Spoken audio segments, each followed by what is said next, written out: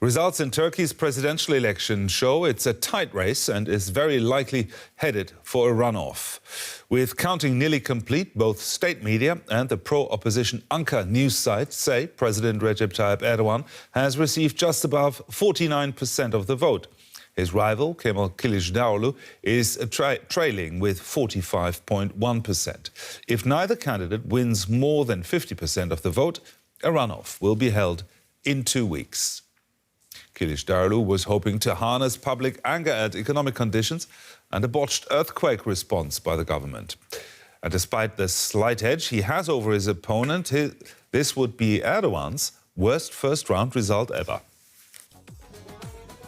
They came expecting a victory speech, but unlike in his previous presidential elections, Recep Tayyip Erdogan couldn't claim a first-round win for his waiting supporters.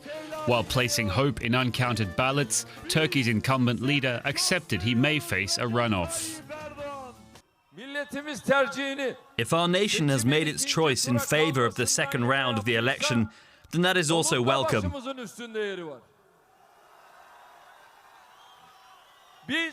We believe that we will finish this round with over 50% of the vote. Erdogan claimed his party had won a majority in Sunday's concurrent parliamentary elections and said voters wanted stability in the presidential office. His main rival, Kemal Kilicdaroglu, also said he was ready for another vote in 2 weeks. If our nation says second round, we gladly accept it. We will absolutely win this election in the second round. Everyone will see that. Kilicdaroglu earlier blamed the ruling party of delaying results by demanding recounts. His supporters fear that votes for the third-placed candidate would now flow to Erdogan. If it goes to the second round, I'm certain that Erdogan will win. I think he will get Sinan Oğan's votes. My expectations are really low. I think we can win in the second round, but I'm really scared of what can happen in the next 2 weeks. For me, this is a really scary time period. Erdogan's voters are confident the incumbent will triumph sooner or later and extend his nearly 2 decades in power. God willing, we'll win. Even if there's a small margin, I believe we'll win this.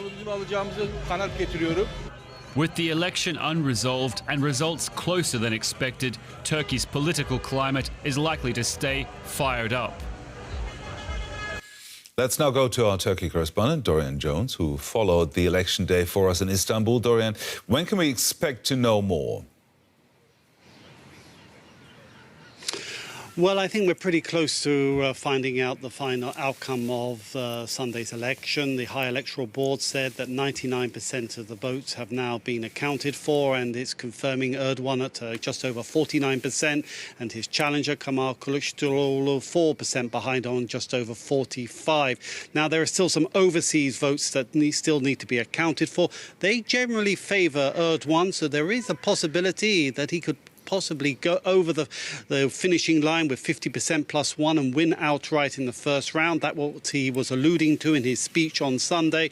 But he said that he is prepared now for a second round. Now, the challenger, Kilicdaroglu, has claimed that millions of their votes were being suppressed on election night, saying that they were being unfairly challenged by monitors. Now, that what will happen to those votes now is in the coming days or so, they will be adjudicated on whether concerns and challenges to their vote, those votes will be upheld or not, will be taking some time.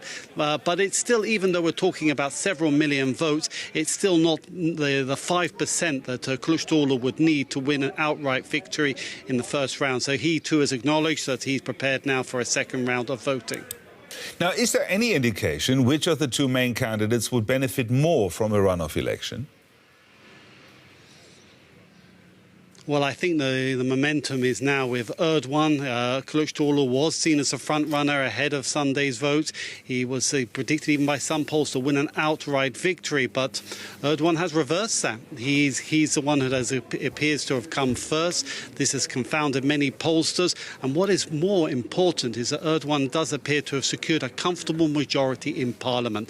Now, that will be key going forward in Erdogan's expected campaign. He already said this, that the presidency will be about stability, or say the need to have the ruling party controlling parliament and the same party in power as in the presidency. Continuity. He said Turks will want stability. Now that presents Kilicdaroglu with a huge challenge. How does he climb this mountain of saying that that Turkey should have a leader of one party in presidency and another controlling the parliament? That would lead to gridlock, and that is his now conundrum. How does he sell that to the people? On top of that, Sinan Oğan, who's the third candidate who now drops out, he secured a surprising 5% of the vote. Now, his supporters are seen to be ideologically closer to Erdogan. So all the momentum at the moment is now with Erdogan, and that is the major challenge facing Kilicdaroglu in the next 2 weeks. And recriminations are expected to break out, even possibly within the opposition, over what went wrong on Sunday night.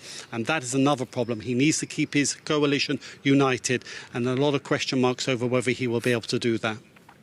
DW's Dorian Jones in Istanbul there for us. Thank you, Dorian. And for reactions from Germany, I want to bring in Johann Wadefuhl. He's a member of the German parliament for the opposition Christian Democrats. Now, the Turkish President Erdogan is facing a runoff for the first time in his career. Do you consider this election result a success for Erdogan or for his challenger? No, it's a tie game. Erdogan promised, as you said, that he would win the first round, but he did not achieve that goal.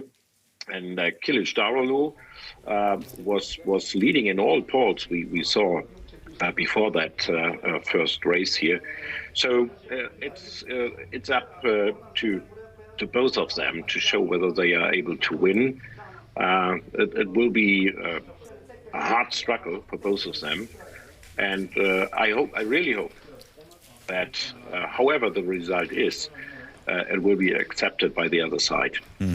Now, Germany has the largest Turkish community in Europe, and the members of that community have traditionally been big supporters of President Erdogan. Why do you think that is? No, he is a nationalist, and if you're living abroad, if you're living in a minority status, of course you favorite a person who underscores your personal nationality, and that I think are the feelings he is approaching here in Germany.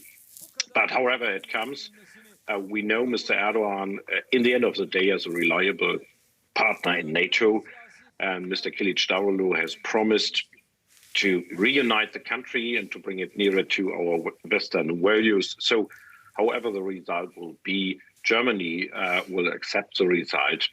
That's a democratic decision taken by the people in Turkey. Interesting that you say that, because the party of Foreign Minister Annalena Baerbock, the Greens, has openly called for the election of the opposition in Turkey. Do you think that's a good idea?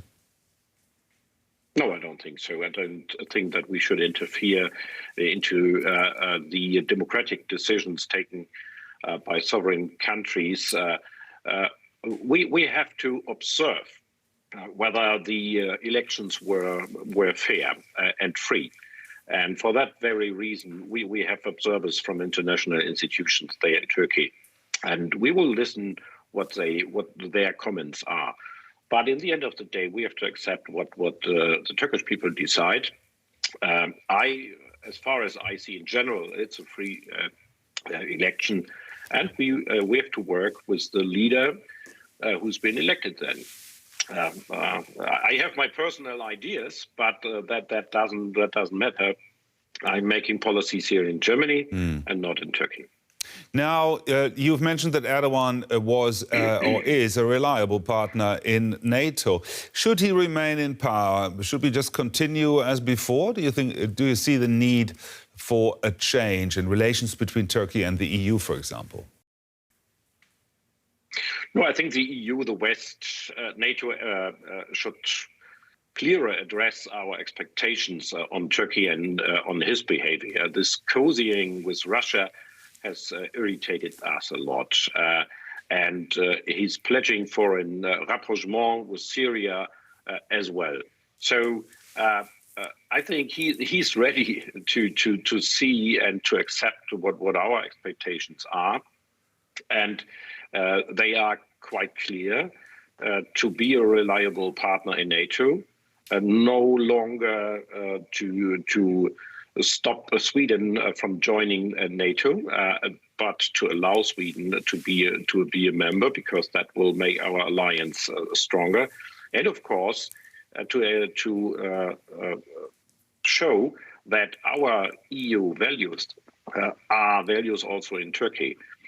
Because if he wants a closer cooperation, also on economic fields with the EU, he has to see that we are looking also on human rights, on the rule of law, on a functioning democracy in Turkey. That is a core interest of the Western EU, and I think we should more clearly communicate that to Erdogan personally. The German lawmaker, Johann Wadefuhl there, thank you very much. My pleasure. Have a good day.